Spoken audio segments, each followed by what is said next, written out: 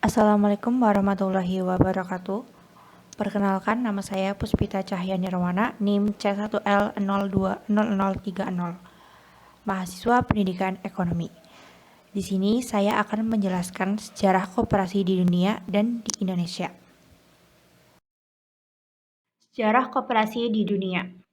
Lahirnya koperasi pertama dikenal dengan Koperasi Rochdale di Inggris dan digagas oleh Charles Howard pada tanggal 24 Oktober 1844. Sekarang, hari lahirnya koperasi diperingati sebagai gerakan koperasi modern. Pada awalnya, gerakan koperasi Rochdale menggunakan prinsip koperasi dengan menyediakan barang-barang konsumsi. Gerakan ini disebut dengan koperasi pra-industri. Pada tahun 1852, telah berdiri sekitar 100 koperasi konsumsi di Inggris. Lalu, pada tahun 1862, koperasi-koperasi konsumsi ini akhirnya menyatukan diri dan mendirikan pusat koperasi pembelian dengan nama The Cooperative Wholesale Society atau yang disingkat dengan CWS. Perkembangan usaha koperasi Rochdale kemudian menyebar ke negara-negara lainnya dengan membuka perwakilan-perwakilan di luar negeri seperti di New York, di Copenhagen, di Hamburg, dan lain-lain. Pada tahun 1945, dengan masih berpusat pada CWS, koperasi telah memiliki 200 unit pabrik dengan kurang lebih 9.000 pekerja. Perputaran modal saat itu telah mencapai 55 juta pound sterling. Tahun-tahun selanjutnya, jumlah anggota koperasi mencakup 22% dari total penduduk Inggris yang mencapai 50 juta jiwa dan terus meningkat. Prinsip dan nilai-nilai pada koperasi Rochdale membentuk dasar bagi prinsip-prinsip koperasi yang masih beroperasi di seluruh dunia dan dikembangkan pada negara-negara lain hingga hari ini. Sejarah koperasi di Indonesia. Pada masa penjajahan diberlakukan kultur sel-sel. Peristiwa tersebut menimbulkan gagasan dari seorang Raden Arya Wirya-Atmaja untuk membantu mengatasi kemelaratan rakyat. Kegiatannya diawali dengan menolong pegawai dan orang kecil dengan mendirikan Hulpensparan Letbou Kredit. Didirikan juga rumah-rumah gadai, lumbung desa, dan bank-bank desa. Pada tahun 1908, lahir Perkumpulan Budi Utomo yang didirikan oleh Raden Sutomo yang dalam programnya memanfaatkan sektor perkoperasian untuk mensejahterakan rakyat miskin, dimulai dengan koperasi industri kecil dan kerajinan. Ketetapan Kongres Budi Utomo di Yogyakarta adalah antara lain memperbaiki dan meningkatkan kecerdasan rakyat melalui pendidikan, serta mewujudkan dan mengembangkan gerakan koperasi. Lalu, didirikan Toko Adil sebagai langkah pertama pembentukan koperasi konsumsi. Selanjutnya, pada tahun 1915, lahir Undang-Undang Koperasi yang pertama yang bunyinya sama dengan Undang-Undang bagi Rakyat Indonesia. Anggaran dasar koperasi tersebut harus dalam bahasa Belanda dan dibuat di hadapan notaris. Tahun-tahun selanjutnya diusahakan perkembangan koperasi oleh pakar dan politik nasional. Di zaman pendudukan Jepang pada tahun 1942 sampai 1945, usaha-usaha koperasi dikoordinasikan atau dipusatkan dalam badan-badan koperasi tersebut yang bernama Kumiai, yang berfungsi sebagai pengumpul barang-barang logistik untuk kepentingan perang.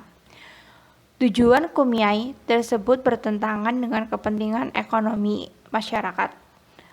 Fungsi koperasi hanya sebagai alat untuk mendistribusikan bahan-bahan kebutuhan pokok untuk kepentingan perang Jepang, bukan untuk kepentingan rakyat Indonesia. Setelah kemerdekaan, bangsa Indonesia memiliki kebebasan untuk menentukan kebijakan ekonominya. Tekad para pemimpin bangsa Indonesia untuk mengubah perekonomian Indonesia yang liberal kapitalistik menjadi tata perekonomian yang sesuai dengan semangat pasal 33 ayat Undang-Undang Dasar 1945. Bangsa Indonesia bermaksud untuk menyusun suatu sistem perekonomian usaha berdasarkan atas asas kekeluargaan. Bung Hatta menyatakan bangun usaha bersama berdasarkan atas asas kekeluargaan dalam pasal 33 ayat 1 Undang-Undang Dasar 1945 adalah koperasi. Koperasi adalah bangun usaha yang sesuai dengan sistem perekonomian yang akan dikembangkan di Indonesia. Agar perkembangan koperasi benar-benar berjalan dengan semangat pasal 33 Undang-Undang Dasar 1945, maka pemerintah melakukan reorganisasi terhadap jabatan koperasi dan perdagangan menjadi 2 jabatan terpisah. Jabatan koperasi mengurus pembinaan dan mengembangkan koperasi secara intensif dengan menyusun program dan strategi yang tepat.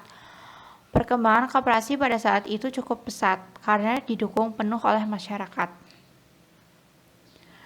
Usaha pengembangan koperasi mengalami pasang surut mengikuti perkembangan politik, kongres-kongres koperasi, munas-munas, dan lain-lain untuk mengembangkan koperasi terus berlanjut.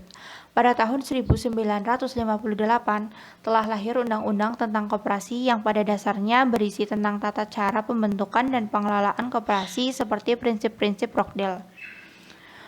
Terbit peraturan-peraturan pemerintah yang maksudnya mendorong pengembangan koperasi dengan fasilitas-fasilitasnya yang menarik.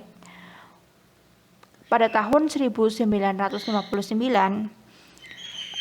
peraturan pemerintah dari Kemendikbud mewajibkan pelajar menabung dan berkoperasi.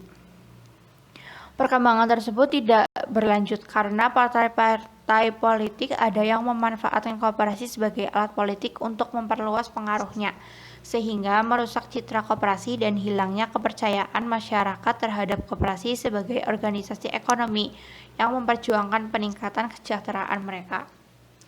Untuk mengatasi situasi tersebut, pemerintah Orde Baru melakukan Undang-Undang Nomor 12 Tahun 1967 untuk rehabilitasi koperasi.